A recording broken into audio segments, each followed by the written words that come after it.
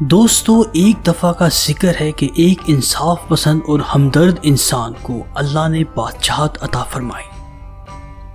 اس کے اخلاق اور کردار میں کوئی کمی نہ تھی۔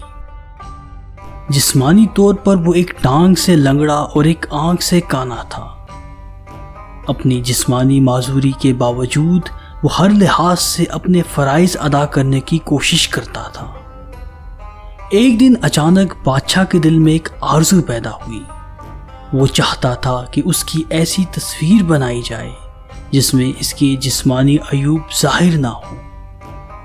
چنانچہ تمام مصوروں کو اس مقصد کے حصول کے لیے دربار میں طلب کر لیا گیا۔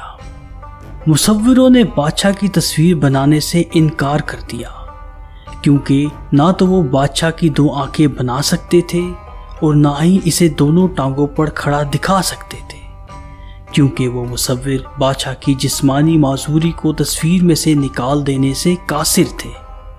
اسی ہجوم میں سے ایک مصور نے بادشاہ کی خواہش کے مطابق بے عیب تصویر بنانے کے لیے اپنے آپ کو پیش کر دیا، اور جب اس نے تصویر مکمل کی تو وہ بادشاہ کی منشا کے عین مطابق ظاہری عیوب سے بالا تر ہونے میں اپنی مثال آپ تھی۔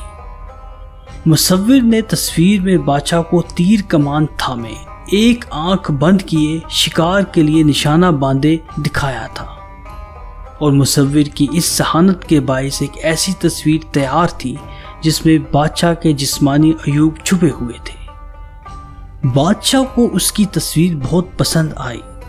بادشاہ اس مصور کی ذہانت اور قابلیت سے بہت متاثر ہوا اور اسے اپنا مشیر خاص چن لیا، اور بادشاہ خوشی خوشی اپنی رعایا کی خدمت کے کاموں میں لگ گیا۔